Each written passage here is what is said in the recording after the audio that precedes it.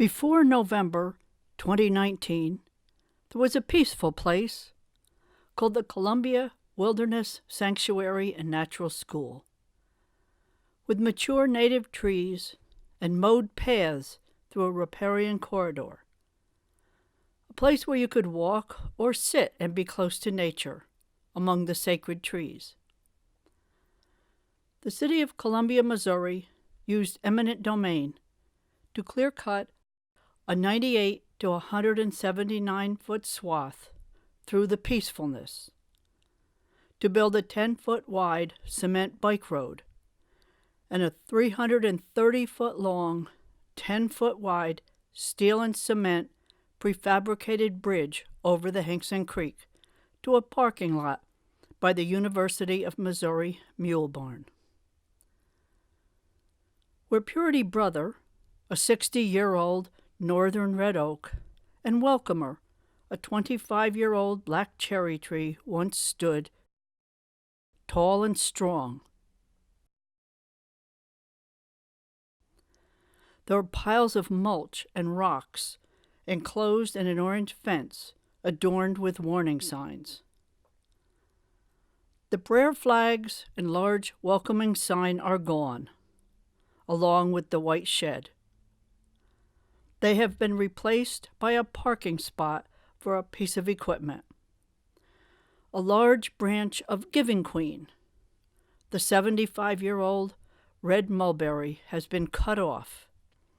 It used to provide shade and generous berry crops. Giving Queen is now wrapped in orange fence, her roots packed with mulch. Big Bird, the 75-year-old sycamore, was torn from the ground and fell, splintering the long trunk.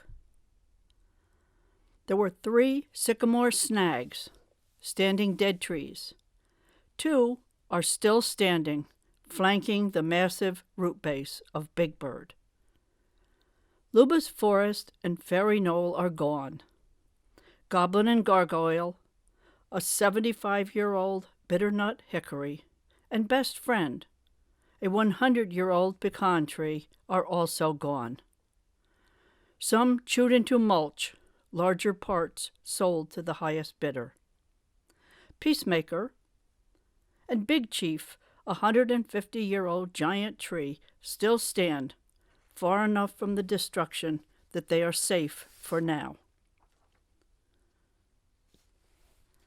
The Noble Guard, an 80-year-old northern red oak, still guards his noble family, a stand of 10 large northern red oaks. All are now wrapped behind orange fences and piles of their brother trees, who have been ground into heaps of smothering mulch and packed around their roots close to their bases. Grandfather, the stately 90-year-old northern red oak, still stands just outside the city's easement. As you enter the lower field, Queen Black, a 100-year-old black walnut tree, still stands just outside the orange fence.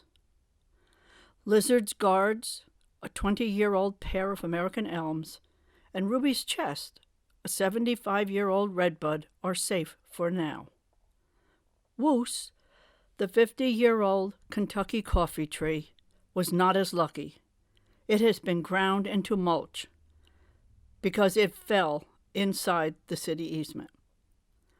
The mowed path into the riparian corridor, which had been used since 1955, is gone, chewed up with the forestry mulcher, also called a site prep tractor, then covered with gravel and large rocks, then packed down with heavy equipment.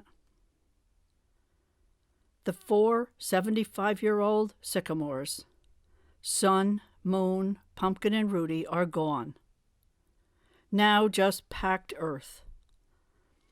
This part of the riparian corridor, which was an ecologically important wetland meadow of wildflowers and river willows, which purified the water going into the Hinkson Creek, is gone, replaced by a gravel, mud, and mulch path about 150 feet wide.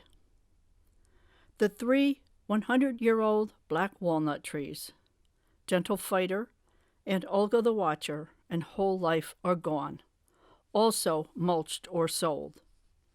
Holes were drilled and cement was poured for bridge bents and piers to support the two 165-foot sections of bridge that will be brought and placed to connect the east and west sides of the Hinkson Creek.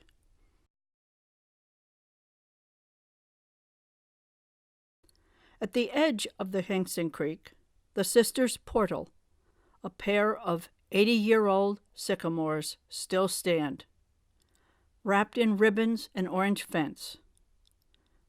What appear to be branches from them are heaped on the ground. Part of one of their trunks is scarred, where a root was torn away as the bulldozers and other giant equipment dug the earth around them to build the low-water bridge to use for equipment to work from to connect the east and west sides of the Hinkson Creek. The pair of sycamores on the west side of the creek that once held a rope swing are gone to make way for the 330-foot bridge. Gone is the rope swing. Gone are the prayer flags. Gone is the quietness of the sanctuary.